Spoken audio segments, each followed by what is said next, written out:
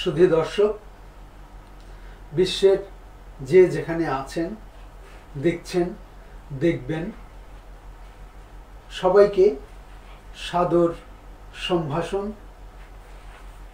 স্বাগত আজকের যুগের চিন্তার লাইভ ফেসবুক সাহিত্য আড্ডায়। মহান ভাষা শহীদের মাস ফেব্রুয়ারি আমাদের বাংলা সাহিত্য এবং ভাষার মর্যাদা, বাংলা ভাষার মর্যাদা সারা বিশ্বের মানুষের কাছে প্রতিষ্ঠিত হয়েছে ফেব্রুয়ারি মাসের ভাষা শহীদদের আত্মবিসর্জনের মাধ্যমে। তাদের আত্মার প্রতি বিনম্র শ্রদ্ধা, সেই ভাষা শহীদের আত্মত্যাগ অনুসরণ করে, অবলম্বন করে পর্যায়ক্রমে বাংলাদেশের স্বাধীনতার জন্য যারা আত্মাহুতি দিয়েছেন, নারী পুরুষ সবার স্মৃতির প্রতি বিনম্র শ্রদ্ধা জানিয়ে আজকে আমরা সাহিত্য আড্ডা শুরু করছি। সাহিত্য আড্ডায় আমরা আলাপ করব, কথা বলবো সাহিত্য নিয়ে, কবিতা নিয়ে, গল্প নিয়ে, উপন্যাস নিয়ে, কথা সাহিত্য নিয়ে। আজকে আমাদের এই অনুষ্ঠানে আমাদের সঙ্গে অতিথি হিসেবে আছেন পুরাতন পাতার সম্পাদক এবং প্রকাশক, লেখক রমজান বিন মোজাম্মেল। আমরা যুগের চিন্তা সাহিত্য আড্ডায় রমজান বিন মোজাম্মেলকে স্বাগত জানাই। আমরা অত্যন্ত আনন্দিত যে আজকে পুরাতন পাতার প্রকাশক এবং সম্পাদক রমজান বিন মোজাম্মেলের সঙ্গে আলাপের সুযোগ পেয়েছি। তো এটা তো ভাষার মাস, ভাষা শহীদদের স্মৃতির প্রতি আমরা তো সবাই শ্রদ্ধা জানাই এবং ব্যাপক একটা আয়োজন আমাদের এই ফেব্রুয়ারিকে কেন্দ্র করে থাকে। আজকে পুরাতন পাতার সম্পাদক আমি, ঠিক আছে, তো যোগের চিন্তার একজন সদস্যও বটে।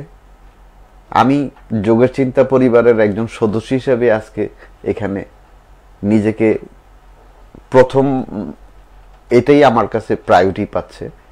আর বেশ বেশি অধিক ভালো লাগার জায়গাটা হচ্ছে যে আজকে আমি আমার এক প্রিয় কবির সঞ্চালনায় পাশে বসার সৌভাগ্য অর্জন করতে পেরেছি।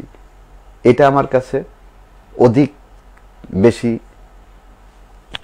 গর্বের জায়গা মনে হচ্ছে। আমি খুব গর্বিত, আমি খুব ধন্য যোগের চিন্তা এরকম একটা সুযোগ করে দেওয়ার জন্য। যোগের চিন্তা পরিবারের কাছে যোগের চিন্তার উত্তর বৃদ্ধি কামনা করছি। যোগের চিন্তা সমৃদ্ধিত হোক, যোগের চিন্তা প্রতিটা প্রাণে প্রাণের স্পন্দিত হোক, এই আশায় মহান ভাষা মাসের শুরুর লগ্নে ভাষা দিবসের বাংলা ভাষা অর্জনে এ যাবৎ যারা আত্মাহুতি দান করেছে বিশ্বে, আমরাই সেই দেশ, আমরাই সেই জাতি, আমরাই সেই ভাষার অধিকারী যে ভাষার জন্যে একমাত্র বাঙালিরাই রক্ত দিয়েছে, জীবন দিয়েছে। আর কোনো বিশ্বে, আর কোনো দেশে রক্ত দেওয়ার মতো ঘটনা ঘটেনি। আমরাই রক্ত দিয়ে ছিনিয়ে এনেছি, আমরাই সেই বিশাল ত্যাগের বিশ্বের কাছে বিস্ময়, আমরাই সেই ত্যাগের মহিমান্বিত। আজকে এই ভাষা মাসে সেই আমার সকল শহীদ ভাইদের প্রতি বিনম্র শ্রদ্ধা জ্ঞাপন করছি। এই যোগের চিন্তার অনুষ্ঠানের মাধ্যমে সকল শহীদদের প্রতি শ্রদ্ধা এবং ভক্তি সালাম। আমার ভাইয়ের রক্তে রাঙানো 21শে ফেব্রুয়ারি আমি কি ভুলতে পারি। হ্যাঁ, সুকান্ত, কিশোর কবি সুকান্ত হিসেবে যাকে আমরা চিনি, তার একটি লাইন আছে না, যে এই পৃথিবী অবাক তাকিয়ে রয়, এই ধরনের একটা লাইন আছে। তো আমরা সেই রকম একটা ঘটনা ঘটিয়েছি এই ফেব্রুয়ারি মাসে। এই পৃথিবী অবাক বিস্ময় তাকিয়ে রয়, আমরা সেই ইতিহাস, সেই সুকান্ত সেই লাইনকে আমরা বাস্তবায়ন করেছি। এটা একদম নির্দ্বিধায় আমরা সেইটা অর্জন করেছি। সেটা আমরা অর্জন করেছি। আচ্ছা, এই প্রসঙ্গে একটা কথা আমরা মনে করতে পারি, সেটা হলো যে ভাষা মাসে একটা সময় ছিল যে খুব ভোরবেলা ফুল কুড়িয়ে নিয়ে, এখন যেমন ফুলের ব্যবসা হয় তখন তো তা ছিল না। তখন ফুল নানান গাছের থেকে, নানান জায়গার থেকে, এই গ্রাম ওই গ্রাম, ওই বাড়ি ফুফুর বাড়ি, চাচার বাড়ি, মামার বাড়ি, এরমও থাকতো যে আগে থাকতেই শনাক্ত করে রাখতাম। হ্যাঁ, চুরিই করতাম সত্যি কথাবার্তা না বলে, যেটা ভোরবেলা মানে রাত্রে 1:30 2টা পৌনে, হ্যাঁ, বা এমন সময় এসে 4টা 5টা, ভোরবেলা গেছি 6টা, ওই টাইমে গেছি নিয়ে আসছি। তো ওগুলো তো আসলে চুরি, এক সেন্সে না বলে যেটা আনা হয় সেটা আপনারাই শিখাইছেন, না বললেন আনলে চুরি, তাহলে আমরা ওইটাকে ওই সেন্সে চুরি। কিন্তু আসলে ওই চুরিটা তো একটা শ্রদ্ধা ছিল কুরানোটার মধ্যে। হ্যাঁ, ওই ফুল কুরানোটার মধ্যে একটা শ্রদ্ধা ছিল। সেই সময়গুলা যদি এখন অনেক ফুল জড়ে যাচ্ছে, অনেক ফুলেই আমরা পেয়ে যাচ্ছি, হাতের নাগালেই পেয়ে যাচ্ছি, ওইভাবে ওই স্বাদটা পাচ্ছি না। তারপরেও শ্রদ্ধার জায়গাটা যেন আমাদের একই থাকে, এইটা সবার কাছে খুব জোরভাবে অনুরোধ করি। শহীদদের প্রতি শ্রদ্ধা আমরা এবং আমাদের প্রজন্মকে এই ধারাবাহিকতাটা যেন আমরা শিখাইতে পারি, বজায় রাখতে পারি। আপনাদের কাছ থেকে আমরা যেভাবে শিখছি, আমরা যেন আমাদের প্রজন্মকে ওইভাবে শিখাই যাই, এবং তারা যেন তাদের প্রজন্মকে এইভাবে এই শ্রদ্ধার জায়গাগুলা শনাক্ত করাই দিতে পারি। এটা আমাদের দায়িত্ব, আমরা যেন এটা পালন করি। এই শহীদ দিবসে এটাও একটা প্রত্যয় হোক। রমজান বিন মোজাম্মেল বিনীত স্বভাবের লেখক, কবিতায় চর্চা অধিক হয়, তারপরেও কথা সাহিত্যে তার যেহেতু সম্পাদনা করতে হয়, কথা সাহিত্যেও তার পদচারণা যথেষ্ট বলিষ্ঠ। আমরা 21শে ফেব্রুয়ারিকে লক্ষ্য রেখে, কেন্দ্রে রেখে আমরা অনেক কবিতা সংকলন বের করতাম এক সময়। এই ফুল নিয়ে খুব ভোরবেলা খালি পায়ে শহীদ মিনারে গিয়ে শহীদদের স্মৃতির উদ্দেশ্যে আমরা তর্পণ করতাম। কিন্তু এখন তো সেটা হয়ে গেছে 12টা 1 মিনিটে, রাত 12টা 1 মিনিটে। অর্থাৎ আমাদের সময়টা একটু পরিবর্তন হয়েছে, আমাদের সংস্কৃতির সঙ্গে এটা ঠিক মিলছে না। আমরা যেভাবে দিনের শুরু এবং দিনের শেষে করেছি, ওইটা আমাদের না, ওই মানে আন্তর্জাতিক ভাবে চিন্তা করে এই কাজটা করা হয়েছে ইন্টারন্যাশনাল ওয়েতে। হ্যাঁ, ইউনেস্কো আবার আমাদের মাতৃভাষাকে বিশ্ব দরবারে একটা স্থানও দিয়েছে, হ্যাঁ, মানে মাতৃভাষা হিসাবে ঘোষণাও করছে। তো ওই হিসাবে ওই চিন্তাধারার থেকে এই টাইমগুলাকে এইভাবে করা, কিন্তু আন্তর্জাতিকভাবে কিন্তু আমাদের আমিত্বর দিক দিয়ে দেখতে গেলে আমাদের জায়গায় কিন্তু নাই। এটা থাকা উচিত। ভাষার মর্যাদা যেমন সবকিছু বিসর্জন দেওয়া যায় না। ভাষার মর্যাদা যেমন প্রতিষ্ঠা, এটা প্রতিষ্ঠা না করাটাই হচ্ছে আমরা ব্যর্থ। যারা আমাদের রক্ত দিয়ে ভাষা রেখে দিয়ে গেল, কিন্তু আমরা তাদের দিয়ে যাওয়াটাকে স্বাধীনতা অর্জন করা যত সহজ, তার চেয়ে রক্ষা করা কঠিন। এখানে ওই কথাটা আবার চলে আসে। এরকম অনেকটা মনে হচ্ছে যে আমরা ব্যর্থই হয়ে গেলাম। এই জায়গায় ব্যর্থতা, গ্লানি নেওয়াটা না বললে ভুল হবে, আমরা ব্যর্থই হলাম। এটা দরকার ছিল। তারপরও আমাদের মধ্যে কেউ চেষ্টা করছে, এখনো চেষ্টা করছে সেই আগের কালচার, সংস্কৃতিটা ফিরিয়ে আনতে।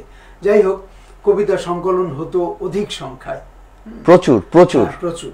তো এখন যদিও সেটা কমে গেছে, কবিতার পাশাপাশি গদ্যের চর্চাটাও তখন ছিল। হ্যাঁ, তো আমাদের এই 21শে ফেব্রুয়ারিকে কেন্দ্র করে যে সমস্ত সংকলন প্রকাশিত হতো, সেই সংকলনগুলোর লেখালেখি বা লেখকরা, আমরা সারা দেশের কথায় না যাই, নারায়ণগঞ্জ কেন্দ্রিক থাকি যদি, তাহলে কেমন একটা প্রণোদনা দিয়েছে বা লেখক তৈরি হওয়ার পিছনে সেই 21-এর সংকলনের ভূমিকাটি কি ছিল?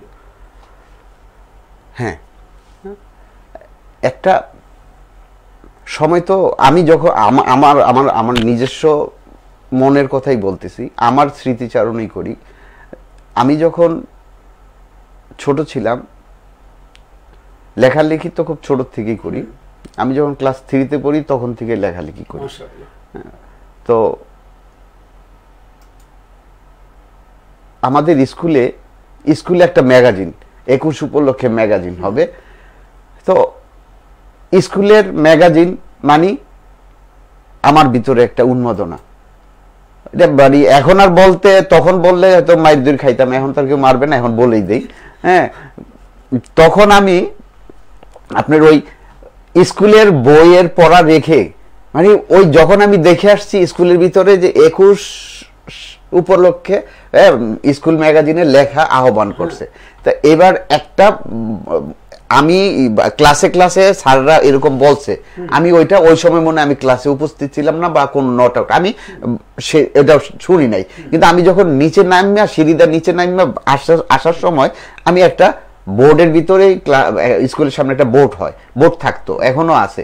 তো ওই বোর্ডের ভিতরে একটা হলুদ কাগজের ভিতরে আবার একটা নীল কাগজ, আমি সর্ববশত একটা কাগজের ভিতরে আরেকটা কাগজ, মানে একটু নান্দনিক করা হয়েছে।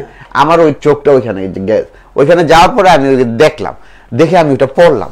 পড়ার পরে ওই যে আমি ওইটা আসার পরের থেকে ওই বসছি, আমার তো এইটাতে একটা লেখা দিতেই, এটাতে একটা লেখা আমার ছাপতে হবে, মানে আমার এটাতে একটা লেখা ছাপতে হইব, নাইলে আমি যে কয়দিন ধরে লেখতেছি তাইলে আমার না আইলে আমার কোনো কিছু হইবে না।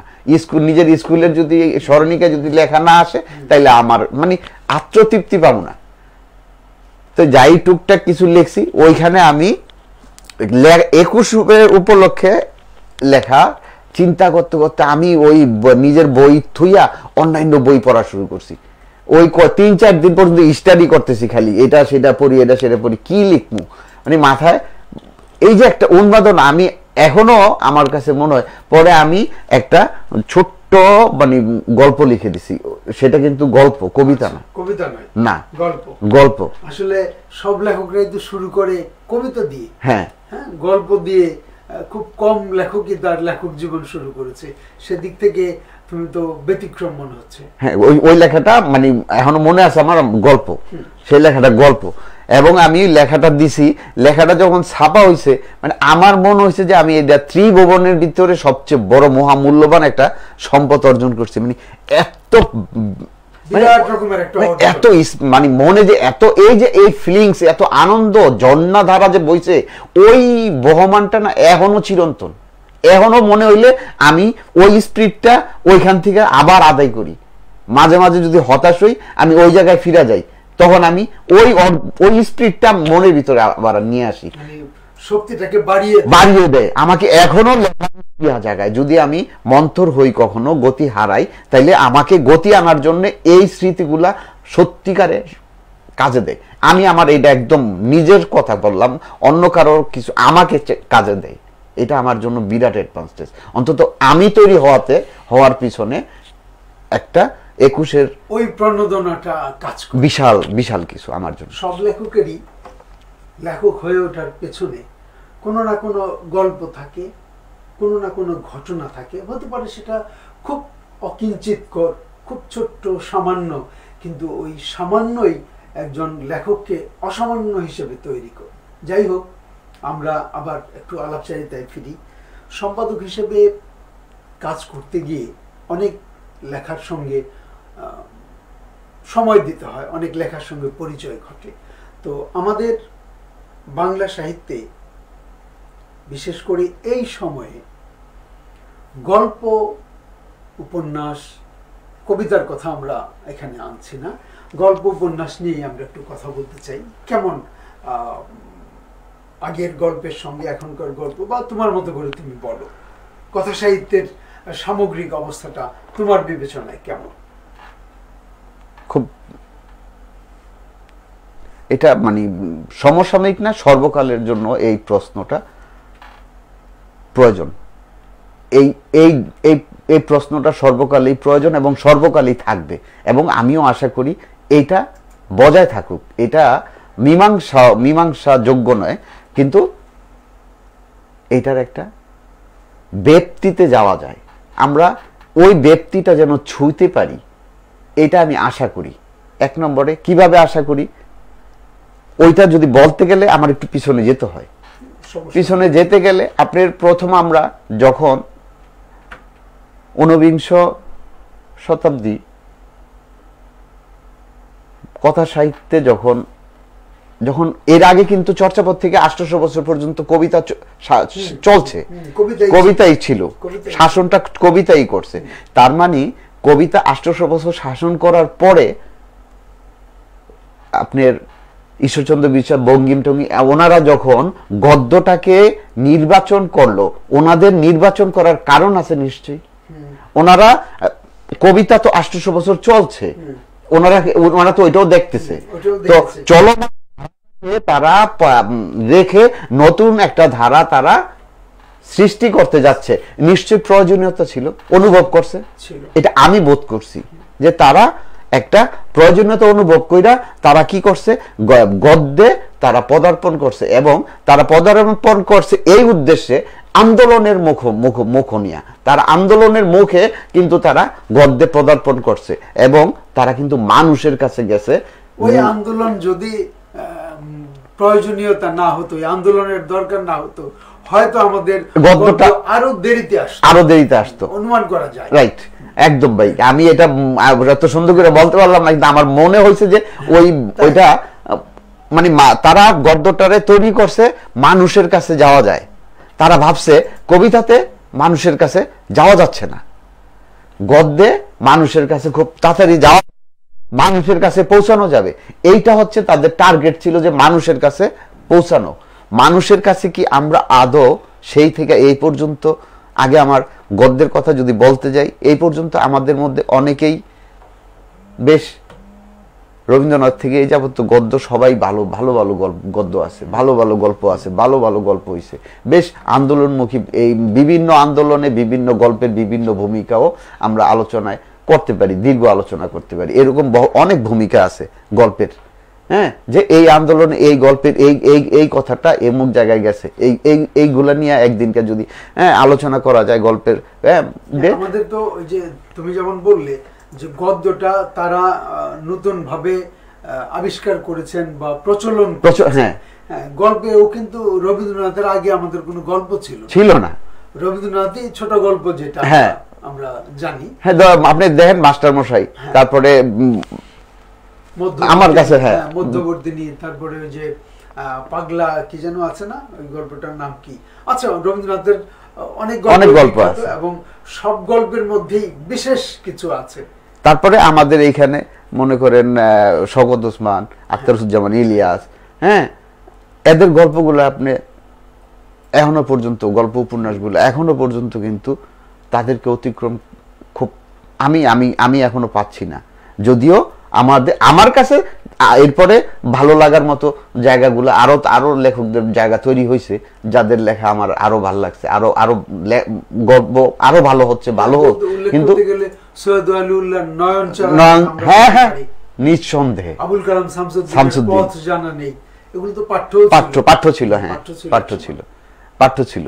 তারপরে আপনার এখনকার সময় যদি মনে করেন আপনি কিছু সমসাময়িক যদি কিছু ধরেন, তাহলে আমি মনে করব যে যদি গদ্যে এই সময়টাতে যারা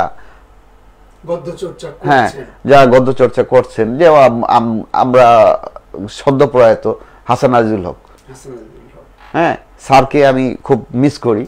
আমার মানে স্যারের সাথে আমার অনেক অনেক স্মৃতি।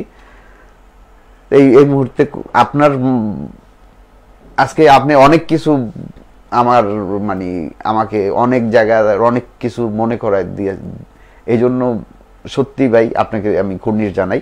ভালো লাগলো। স্যারের কথাটা দীর্ঘদিন ধরে মানে আমার মনে আসতেছিল না, হয়তো মনে আসতো এই পত্রিকার কাজ ধরছি, হ্যাঁ, তখন হয়তো আবার স্যারের কথা, গত সংখ্যাতে স্যারের লেখা ছিল, স্যার ইন্টারভিউ ছিল, গত সংখ্যাতে স্যারের ইন্টারভিউ ছিল। তো যাক, এই যে ওনার বেড়ে আঠা ওই পার থেকে চলে আসা, উনি বর্ধমানে ওনার বাড়ি, আমি ওনার বাড়িতেও গেছি, বর্ধমানের বাড়িতে গেছি, হ্যাঁ, বর্ধমানে মানে বর্ধমানটা আমি বর্ধমানে এমন একটা অবস্থা, বর্ধমানে যাওয়া আসায় মানে ওইখানে আমি ওরা এখানে ঢুকছি পরে ওরা আমার ভাই বোনরা যেরকম, হ্যাঁ, বাবারা ওরা যে আমাকে যেভাবে চিনছে, বর্ধমানে এরকম ওদের মতো একেবারে ওদের বয়সী সব এরকম সবাই খুব, মানে আমি কি জানি না, তবে ওরা আমার খুব ভালোবাসে, ওরা খুব মিস করে, আশায় থাকে, আমি গেলে খুব প্রাণ পাই, আমিও খুব প্রাণ পাই।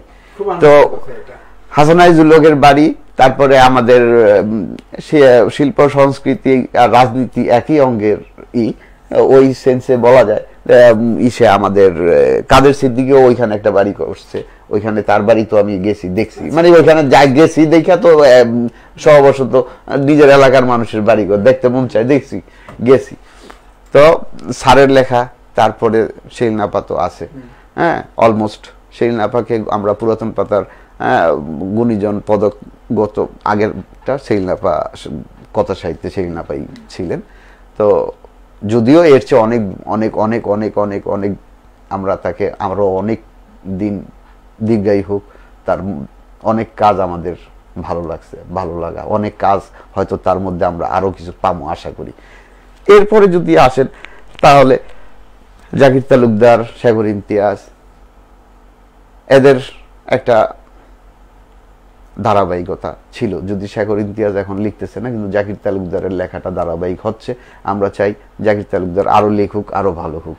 আর এরপরে যদি আরেকটু কাছাকাছি আসি তাহলে আমি আমার ঘরে চলে আসি, কিন্তু আমার ঘর সেটা বিস্ময়, আমার ঘর সেটা বিশ্ব, আমার ঘর সেটা ঘর না, আমার সেই ঘরটা একটা মানচিত্র। সেটা হচ্ছে আমাদের ইশতিয়াক আহমেদ। ইশতিয়াক আহমেদ নারায়ণগঞ্জের আমার অনুস্তম, আমার খুব আদরের, আমাদের খুব কাছের, আমাদের খুব আত্মার, আমার হৃদয় স্পন্দন জোর।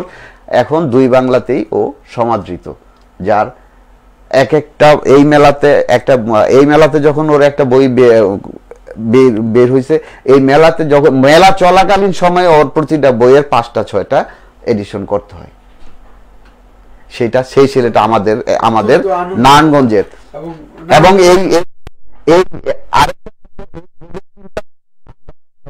একসাথে সাহিত্য পাতা করছে ইশতিয়াক আহমেদ। সেই ইশতিয়াক আহমেদ, হ্যাঁ, সেই ইশতিয়াক আহমেদ এখন সারা মোটামুটি দুই বাংলায় একটা বিষয়। ওই পারেও বই ছাপলে যেই প্রকাশনী ওর প্রকাশনীরা ওর বই করতে হলুপ খায়।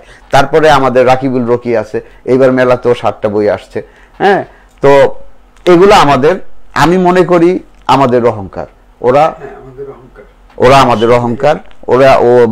ইশতিয়াক আহমেদ গদ্যের জন্য, আজকে গদ্যটা বেশি আলোচনা হবে, এই জন্য গদ্যের বলতে গেলে আমরা একটা সম্পদ আমাদের আছে। এই সম্পদটাকে নারায়ণগঞ্জবাসী, বিশেষ করে নারায়ণগঞ্জবাসী যেন এই সম্পদটার দিকে একটু নজর দিয়ে, নারায়ণগঞ্জে যারা আছেন তারা যেন এই সম্পদটাকে, এই একটা, ও এখন সদ্য কলি, এই কলি অবস্থায় ওর যে সুগ্রাণ ছড়াইছে, ফুল হইলে না জানি কি হয়, ওই ফুল পর্যন্ত যেন ওকে জল দিয়া সবাই তাজা রাখি, সতেজ রাখি, এটা আমি আহ্বান করব নারায়ণগঞ্জবাসী। এই আমার শ্রদ্ধেয় কবি করিমরাজা ভাইয়ের অনুষ্ঠানের, যোগের চিন্তার অনুষ্ঠানের মাধ্যমে আমি এই আহ্বান রাখছি সবার কাছে। আর এই মোটামুটি আমরা আবার একটু সম্পাদকের কাছে ফিরে যাই। সম্পাদক রমজান বিন মোজাম্মেল, এই যে সম্পাদনা করতে গিয়ে বিভিন্ন গদ্যের সঙ্গে যে কাজ করতে হয়েছে, এমন কোনো গদ্যের কথা কি এই মুহূর্তে মনে পড়ে যে সেটি প্রথম পড়েই মনে হয়েছে যে হ্যাঁ, এর মধ্যে একটা কিছু লুকিয়ে আছে, যদি চর্চা এবং চর্যা পায় তাহলে হয়তো দেখা যাবে একদিন খুব ভালো লেখক হিসেবে দাঁড়াতে পারবে, এরকম কিছু ঘটনা, স্মৃতি যদি থাকে? এরকম একটা ঘটনা ছিল। তারপরে আমি মাহবুব কামরান,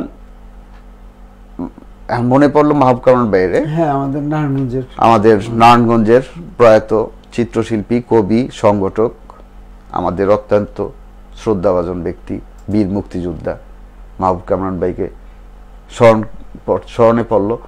পাশাপাশি আপনাদের আরেক বন্ধুকেও স্মরণ পড়লো, একই সাথে দুইজনের স্মরণ পড়ার কারণটা আমি বলছি, সেটা হচ্ছে ওই যে সম্পাদনা করার কথা বলছেন, ওই জন্যে তিনি হচ্ছেন শচীন দাস, ওই পারের শচীন দাস, তিনিও সদ্য প্রয়াত। গত সংখ্যায় শচীন দাস আমাকে ওই মাহিনের দিনগুলি একটা উপন্যাস দিয়েছিলেন 5 বারে মেল করে। আচ্ছা, যে রমজান আমি লিখবো আর তোকে দিব, লিখবো আর তোকে দিব। উনি তাই করছেন, 5 বার বা 6 বারে মেল করে ওই মাহিনের দিনগুলি আমাকে লিখে দিছে। উনি যদ্দূর দিছে তদ্দূর খালি দিছে, আর আমি পড়ছি আর রেডি করছি। তো একটা সময় ঢুকে গেল শীতলক্ষায়। আচ্ছা, আমার মাথা না নষ্ট। আচ্ছা, শীতলক্ষা আসতেই পারে, এই যে কোনো কেউ শীতলক্ষা জানে। শীতলক্ষা হয়ে যখন সে ওই হাজীগঞ্জ ঢুকে যাচ্ছে, পাঠানতলি ঢুকে যাচ্ছে, এবার তো আমার মাথার ভিতরে এই আমি গল্প আরো আরো একটু আমিও ওইটার ভিতরে ঢুকছি যে আমি আসলে শচীনদার ব্যাপারটা এইভাবে জানতাম না।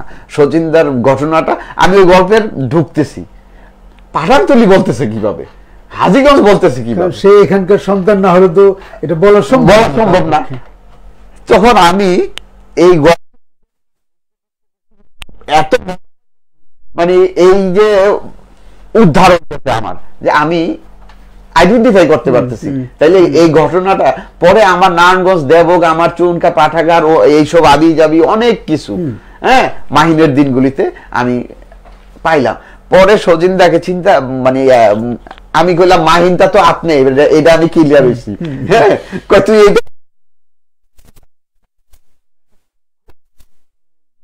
অন্তরঙ্গ ই কথাবার্তা কইয়া মাহবুব কামরান ভাই আর আমরা, মাহবুব কামরান ভাইয়ের শচীনদার আর ধ্রুবজ্যোতি ঘোষ মুকুল, এই 3 জনের সম্পর্কটা ছিল খুব তারপরে মেলাতে আমার সাথে দেখা হয়েছিল একবার, কিন্তু শচীনদার সাথে এত ঘনিষ্ঠ হয়েছি, কিন্তু আমার সাথে তার সাথে ওইভাবে বেশি মুলাকাত হইতে পারে না, সময় পেলাম না। হ্যাঁ, ওই তো গেল গা একটা শক্তিমান হাত, আমরা গদ্যের একটা ভালো শক্তিমান হাত হারাইছি। যে মাহিনের গল্পটা আমি আপনার পুরাতন পাথর ওই সংখ্যাটা আপনার আমি দিব, আপনি পড়েন।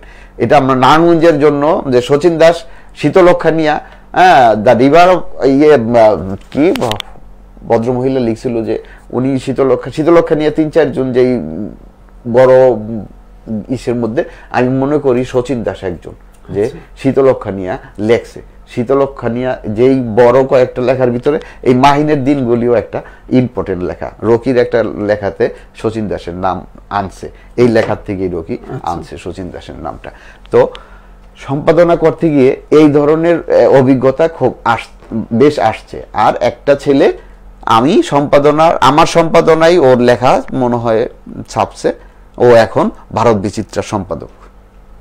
অত্যন্ত আনন্দের কথা। হ্যাঁ, ভারত বিচিত্রা তোমার পত্রিকাতেই প্রথম লেখা ছাপা হয়।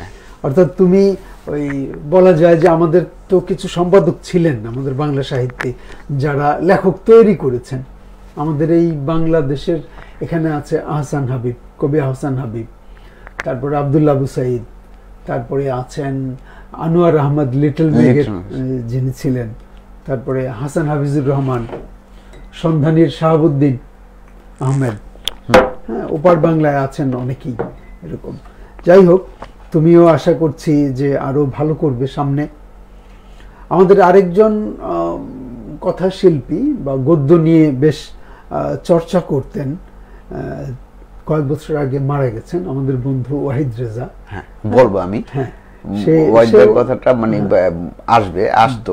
ওয়াহিদ ভাই তো নিঃসন্দেহে, মানে আমি তাকে স্বপন মামা বলে ডাকতাম। তার ডাকনাম স্বপন ছিল, আমরাও স্বপন বলতাম। হ্যাঁ, আপনার ওইটা আমি জানি। তো আমি স্বপন মামা বলেই ডাকতাম। স্বপন মামা বলতাম। আপনাদের বন্ধু মাকসুদুর রহমান, মাকসুদ, উনি হচ্ছে আমার খালার হাজবেন্ড। আচ্ছা আচ্ছা। তো সহবশত ওই মামা স্বপন মামা, ওই মাকসুদ খালু আর স্বপন মামারা ছিল একদম মানে ইয়ে হালিম ভাই টালিম ভাই, আপনারা সবাই একসাথে যারা। তো আমি ওই খালুর রেফারেন্স হ্যার আর হ্যার সম্পর্কটা আমি আবার খুব বিয়া টিয়া সবকিছুতে দেখছি। হ্যাঁ, তো ওই সেন্সে স্বপন মামা বলতাম, আবার রাব্বি ভাইকে রাব্বি ভাই বলতাম। হ্যাঁ হ্যাঁ, ব্যক্তিগত সম্পর্কটা এটা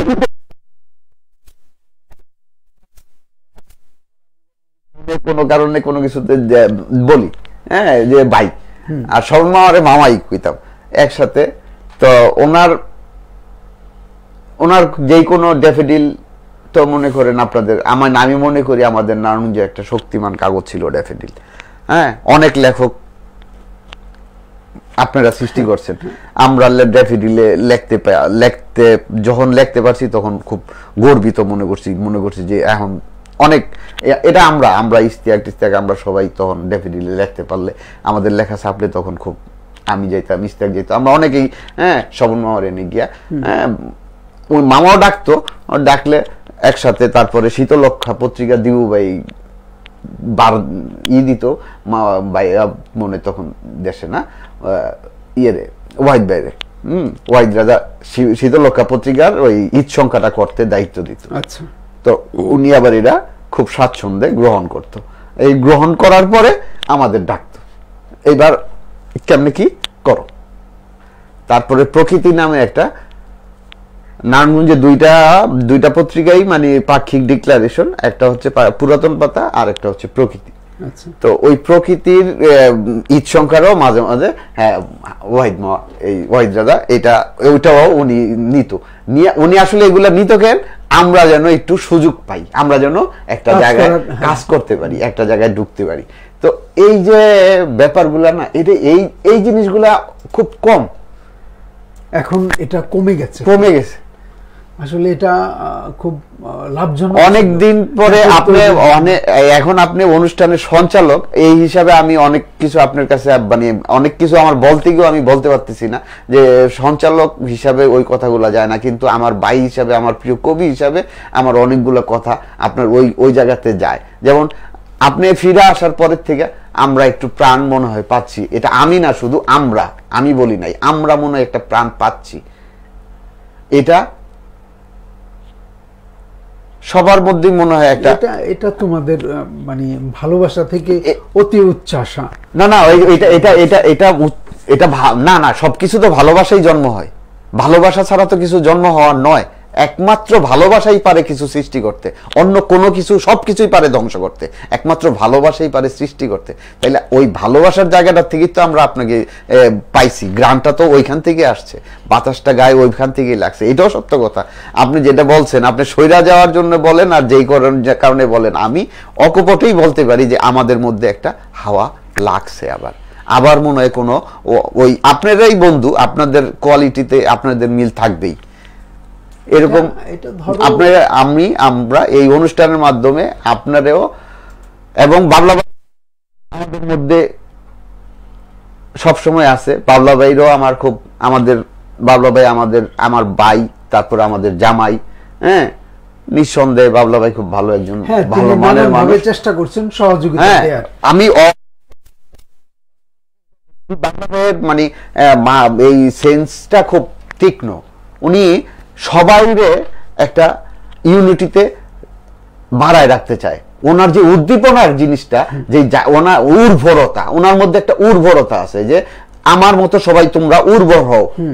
আমি যেরকম আমার একটা ইচ্ছা শক্তি নিয়ে আমি বেড়ে উঠছি, তোমরা এই ইচ্ছা শক্তিটাকে জাগায় রাখো। ভালো ভাইয়ের কথা হলো তোমার ইচ্ছাটাকে তুমি দৃঢ়তাকারে ধরে রাখো, তুমি দেখবা পৌঁছাইতে পারবা। একটা চেতনা কাজ করে যে আমি যেমন আগাচ্ছি আমার সঙ্গে অন্য সবাই, মানে একদিন দুদিন হইলো ভালো ভাইয়ের সাথে কাজ করছি, তো অন্তত একটুকু আমি বুঝতে পারছি যে ভালো ভাইয়ের চিন্তাটা ওনার একারে নিয়ে না, উনি চায় যে আমার শিকড় বাকড় যা আছে তোমরা সবাই এক হয়ে আসো, সবাই উঠে আসো।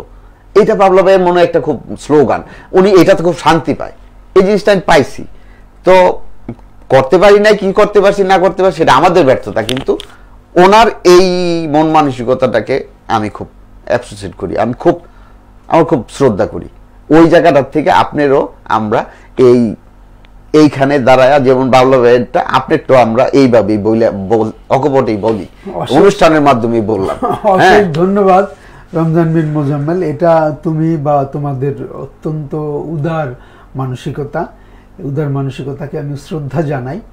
এবং যদি সত্যি সেরকম কোনো কিছু করার হয়, এগিয়ে চলো, ইনশাল্লাহ কোনো বাধা বিপত্তি আটকাতে পারবে না, এগিয়ে যেতে পারবে। সার্থকতা আসবেই, আর না আসলেও বলতে হবে যে সার্থক না হলেও চেষ্টা তো করেছি, কাজ তো করেছি, কিছু না কিছু তো হয়েছে। হ্যাঁ, ফিউল অফ সাকসেস। হ্যাঁ, তো অনেক অনেক কথা আসলে অল্প সময়ের মধ্যে তো সব কথা শেষ করা যায় না, কথার পরে কথা, অনেক কথা এসে যায়।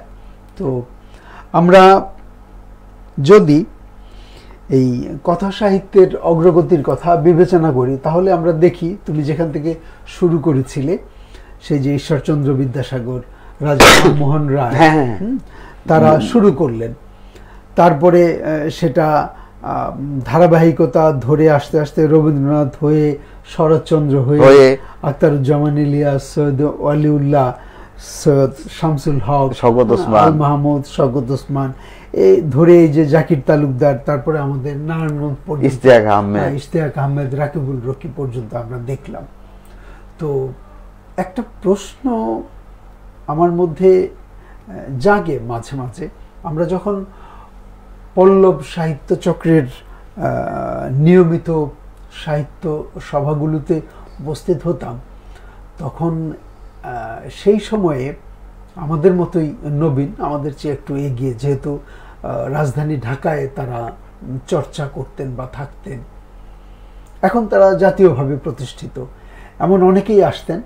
তার মধ্যে ইমদাদুল হক মিলন, তিনি আসতেন। আমরা সেই নিমতলা একটা কাঠের দোতলা রিক্সা শ্রমিক ইউনিয়নের একটা অফিস ছিল, নুরুল হক ভাইয়ের হার্ডওয়্যারের দোকানের উপরে, সেখানে সাহিত্য নরবরে, তারপর আমরা ওখানে নিয়মিত বসতাম। তো ওখানে ইমদাদুল হক মিলন আমাদের খুব তাগাদা দিতেন, আমরা সবাই কবিতা নিয়ে যেতাম। সে একমাত্র ব্যক্তি যে গদ্য নিয়ে আসতো। তা আমাদের কবিতার সঙ্গে উনি উৎসাহ দেওয়ার চেষ্টা করতেন যে গদ্য লিখেন আপনারা। সেটা 76-77 সালের দিকের কথা। হ্যাঁ হ্যাঁ, তখন ভাই আপনাদের হুমায়ুন ফরিদিও আপনাদের সাথে একসাথে? হুমায়ুন ফরিদি, হ্যাঁ, আমার সঙ্গে ব্যক্তিগত যোগাযোগটা ছিল না, কিন্তু সে তখন নারায়ণগঞ্জে আপনাদের এই কবির ভাই, মুজিবুল হক কবির, অন্যান্য যারা ছিল, মাহবুব কামরান, হ্যাঁ, এদের সঙ্গে আড্ডা দিত। মাহবুব কামরান আমার একেবারে সমসাময়িক হলেও সিনিয়র ছিলেন। কবির ভাই আর মাহবুব কামরান বন্ধু, ওনারা দুজন বন্ধু ছিল, একটু সিনিয়র হইলো আমাদের সমসাময়িক। হ্যাঁ, আমাদের সমসাময়িক, একসঙ্গেই সাহিত্য সভাগুলোতে আসতাম, বসতাম, কথাবার্তা হতো। উনি যখন এই সমবায় মার্কেটে, তখনও মাঝে মধ্যে আসা হতো, দেখা সাক্ষাৎ হতো। আচ্ছা আচ্ছা, তবে খুব নিয়মিত না। তো যাই হোক, তো সেখানে আমাদের গদ্য সাহিত্য সেই অবস্থা থেকে তো এগিয়ে গেছে অনেকটাই। ইমদাদুল হক মিলন তো প্রচুর লিখেছেন, আবু সাইদ জুবেরি, তিনিও গদ্য লেখার জন্য তাগাদা দিতেন, তিনিও গদ্য নিয়ে আসতেন। আরো অনেক এরকম, শাহাদাত বুলবুল ছিলেন, হ্যাঁ, তিনি অবশ্য কবিতা নিয়েই আসতেন আমাদের সাহিত্য সভাগুলোতে। রুদ্র তো মারাই গেলেন, কামাল চৌধুরী আসতেন, এরা নিয়মিত আসতেন। এটা আমাদের জন্য একটা আনন্দের এবং গর্বের কথা। যদি আমরা নারায়ণগঞ্জ থেকে ঢাকা গিয়েছি সাহিত্য সভাগুলোতে, কিন্তু আমরা সেইভাবে তাদের সঙ্গে মিশতে পারিনি বা যোগাযোগটা রাখিনি, যে জন্য আমরা পিছিয়ে পড়েছি। আমি মনে করি আমাদের পিছিয়ে পড়ার এটাও একটা কারণ। আমরা রাজধানীর মূল যে প্রকাশনা স্রোত, তার সঙ্গে আমরা মিশতে পেরেছি খুব কম, অনেকেই পারেনি, অধিকাংশই পারেনি। এই ধরনের উদাহরণ দিতে গেলে আপনি শহীদুজ্জামান ফিরোজ, কবি শহীদুজ্জামান ফিরোজ একজন জ্বলন্ত উদাহরণ। হ্যাঁ, মানে আব্দুল মান্নান সৈয়দ আমাকে মানে এমন ভাবে বলছিলেন যে আমি ফিরোজের প্রথম বইয়ের রিভিউ উইনিংলি আমি নিজে করছি, আবার এবার বোঝ ওর কবিতার তেজ কত। আর ও এখন নিবৃত্তচারী, ওকে খুঁজেই পাওয়া যায় না, ওকে গিয়ে একটু বলবি আসতে বা আমার সাথে একটু যোগাযোগ করতে। ঢাকায় আমি এই করোনার আগে বেশ কিছু জায়গায় অনুষ্ঠানে গিয়েছি। তো যার সঙ্গে দেখা হয়েছে, হ্যাঁ, আমি নারায়ণগঞ্জের এটা জানার পরই প্রথম প্রশ্নটাই ছিল যে কবি ফিরোজ কেমন আছে, ফিরোজ কোথায় আছে। শহীদুজ্জামান ফিরোজকে কেউ ভুলেনি, সবাই মনে রেখেছে। তো উনিও তো দীর্ঘদিন লেখালেখি থেকে দূরেই ছিলেন। তার দ্বিতীয় যে কাব্যগ্রন্থ অনেক বছরের ব্যবধানে প্রকাশ, নামটি তো অত্যন্ত আকর্ষণীয়, এক জীবনী পাঠ্য ছিল। হ্যাঁ, এইরকম কাব্যিক এবং দার্শনিক চিন্তা চেতনার প্রতিফলন একটা নামের মধ্যে, কি যে এক জীবনী পাঠ্য ছিল। এই যে মানে এই একটা কথাকে বিশ্লেষণ করতেই তো এক কবির জীবন শেষ। আমি মনে করি আমার জীবন শেষ। আমি শহীদুজ্জামান ভাইয়ের ওই কবিতার বইয়ের নাম নিয়ে চিন্তা করতে করতে আমার জীবন শেষ। তো এগুলোর তাহলে কিছু এমন কিছু কিছু লেখা আমার এখনো মগজ মস্তিষ্কে যে এমন নাড়া দেয় যে লোকটারে যদি পারতাম, মানে আমারও আসলে আমরাও কিছু, ওই যে ইস্তাকের কথা বললাম যে এই কারণে বললাম যে একটু সতেজ রাখার জন্য অনেক চোখ অনেকে সম্ভব। হ্যাঁ, ইস্তাকের শহীদুজ্জামান মতো অবস্থা না, যদি ইস্তাকের প্রয়োজন নাই, তারপরও ভালোবাসা তো মানুষের অপ্রয়োজন না, ভালোবাসতে তো আর দোষ নাই, ভালোবাসলে ও বরঞ্চ আরো স্পেয়ার হবে অন্য কিছু হয়তো। কিন্তু এই যে আজকে শহীদুজ্জামান ফিরোজ ভাইয়ের যদি আমরা যদি একটু তার দিকে তাকাইতে পারতাম, আমরা যদি আমরা এমন কেন আমরাই বলতেছি যে অন্ধকার মূল্যায়ন হবে না, এই লেখকরাই বলি, আমরাই বলতেছি না। তাহলে আমরা যদি বলি যে অন্ধকার না থাকতে আলোর মূল্যায়ন নাই, তাহলে খারাপ লেখক না থাকলে ভালো লেখকের মূল্যায়ন করতে হয়েছে, থাকতেই হবে, দুটো পাশাপাশি থাকতে হবে। তাহলে আমি যে ভালো লেখক হয়ে গেলাম, তাহলে খারাপ লেখকটাকে তো আমার ভালোবাসা দিতে হবে। ওকে তো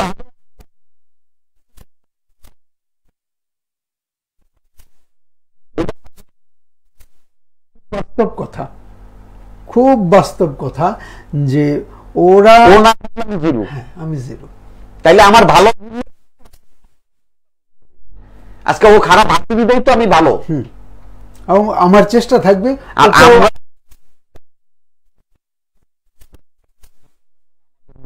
মানে প্রকটভাবে না আসে, এটা আমার একদম জোর হস্ত অনুরোধ। এটা উচিত না, এটা কোনোভাবেই উচিত না।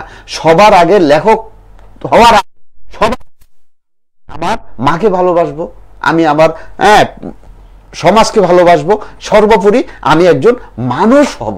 আগে তো আমার মানুষ হইতে হইব, তারপরে আমার অন্য পরিচয়। আর তাছাড়া লেখকরা তো সমাজে অনুসরণীয় ব্যক্তিত্ব, হ্যাঁ, জাতির বিবেক, তাদেরকে সবাই অনুসরণ করবে, তো আইডল তারা। তাদের মধ্যে আমরা যদি আমাদের এই ধরনের অ্যাসোসিয়েট গুলা যদি আমাদের মধ্যে হয়, তাইলে তো এটা খুব কষ্টের, পীড়াদায়ক। উদারতার চর্চা যত বেশি হবে ততই সমাজ আলোকিত হবে। হ্যাঁ, বিনয়ের শ্রেষ্ঠতম স্থানটা যেন আমাদের থাকে, লেখকদের থাকে, এটা আমাদের দখলে থাকে। এটা আমি খুব মানে খুব মনে প্রাণে চাই। আমরা রমজান বিন মোজাম্মেলের বিনয়ী স্বভাবের অনেক কথাবার্তা শুনলাম, তার আত্মগত কিছু স্মৃতিচারণাও আমরা জানলাম, এবং ভবিষ্যতে তিনি কি করবেন, কি করতে পারবেন, কতটুকু করবেন, সেটা আমরা সময়ের উপরেই ছেড়ে দেই। তবে প্রত্যাশা করি তিনি এগিয়ে যাবেন সামনের দিকে, সঙ্গে তার চারপাশে যারা আছে তাদেরকেও সঙ্গী হিসেবে এগিয়ে নেওয়ার চেষ্টায় ব্রতী থাকবেন। শুধু দর্শক, আমাদের আজকের এই অনুষ্ঠানের সময় সমাপ্তির অত্যন্ত সন্নিকটে। আমরা শেষ কথা, আজকের অনুষ্ঠানের অতিথি লেখক, পুরাতন পাতা নামের একটি পাক্ষিক পত্রিকার সম্পাদক প্রকাশক রমজান বিন মোজাম্মেলের কাছ থেকে শুনব। তিনি দর্শক শ্রোতাদের উদ্দেশ্যে, বিশেষত যারা লেখালেখির সঙ্গে জড়িত, সম্পাদনার সঙ্গে জড়িত, সাহিত্য চর্চা সৃষ্টির সঙ্গে জড়িত তাদের উদ্দেশ্যে যদি দু একটি কথা তার মনে থেকে থাকে, আমরা যুগের চিন্তার এই সাহিত্য আড্ডার মাধ্যমে জেনে নিতে চেষ্টা করব। রমজান বিন মোজাম্মেল, আমাদের আগামী প্রজন্মের জন্য তোমার সাহিত্য চর্চার অতীত অভিজ্ঞতার আলোকে যদি দু একটি কথা বলো। ধন্যবাদ প্রিয় কবি এবং বড় ভাই করিম রেজা ভাই। হয়তো আগামী প্রজন্মকে যদি বলতে চাই তাহলে এটুকুই বলবো, এখন 21 মাস, মহান ভাষা দিবস আমাদের সামনে।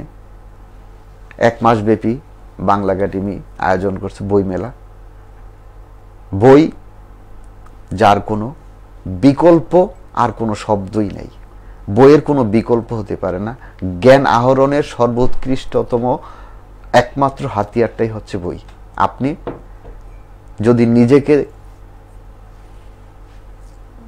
একদম পরিস্ফুটিত একটা ফুলে বিকশিত করতে চান, নিজেকে জাহির করা বলবো না, নিজের আত্মতৃপ্তি থেকে হোক বা বিকশিত করা মানে সমাজকে মূল্যায়ন করা, নিজেকে মূল্যায়ন করা মানে আপনার দেখবেন আলটিমেটলি আপনার সমাজ মূল্যায়ন হয়ে যাচ্ছে।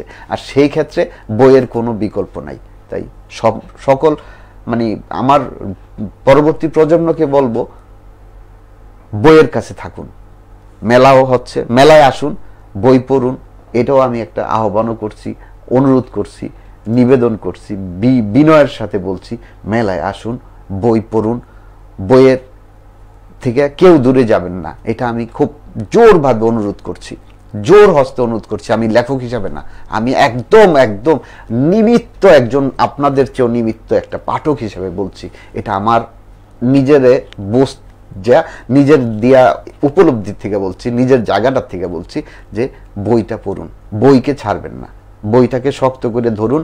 দেখবেন বই আপনাকে কোথায় নিয়ে যায়, আপনাকে যেতে হবে না, ও আপনাকে সঠিক স্থানে নিয়ে যাবে। আপনার স্বপ্নের সন্ধানটা বইই দিতে পারবে, অন্য কেউ জানে না, বই জানে।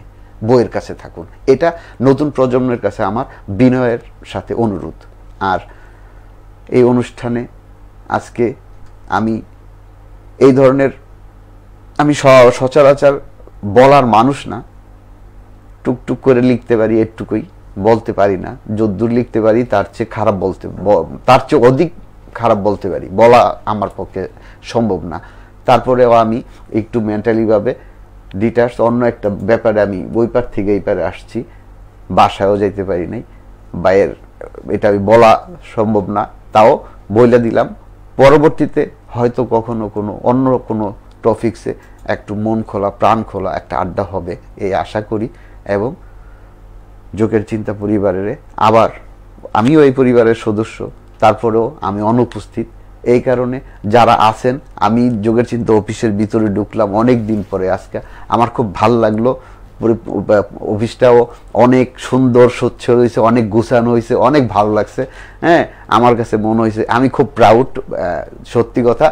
হ্যাঁ, সবাই ভালো থাকবেন, পরিবারের সবাই একদম আনন্দে আনন্দে থাকবেন, সব সময় নিজেদের একসঙ্গে, নিজেদের সাথে সম্পৃক্ত, সবাই সবার সঙ্গে সহমর্দিতা। আমাদেরকেও মাঝে মাঝে এরকম ডাকবেন, আমরাও আনন্দ পাবো, আমাদেরও ভালো লাগবে, আপনারাও ভালো থাকবেন, সবাই ভালো থাকবেন। সবাইকে ধন্যবাদ, সাধুবাদ জানাই আমরা আজকের অনুষ্ঠানের অতিথি রমজান বিন মোজাম্মেলকে। তার শেষ কথার সঙ্গে একটা কথা আমরা যুক্ত করে নিতে চাই। ভাষার মাস, প্রচুর প্রচুর অসংখ্য কয়েক হাজার বই প্রকাশিত হবে। বই কেনার জন্য আমরা সবাইকে বলবো, শুধু বই কিনলেই হবে না, বইটি যেন পড়া হয়, পড়ার জন্য কেনা, শুধু কেনার জন্য কেনা নয়। রমজান বিন মোজাম্মেলকে যুগের চিন্তা পরিবারের পক্ষ থেকে সাধুবাদ জানাই আজকের এই অনুষ্ঠানে উপস্থিত হওয়ার জন্যে। এই অনুষ্ঠান পরিচালনায়, প্রযোজনায়, ক্যামেরার পেছনে যারা ভূমিকা রেখেছে, যারা উৎসাহ উদ্দীপনা জুগিয়েছে, সবাইকে সাধুবাদ জানিয়ে শুধু দর্শক শ্রোতা আপনাদের সকলের নিরাপদ সুস্বাস্থ্য জীবন কামনা করে বিদায় নিচ্ছি।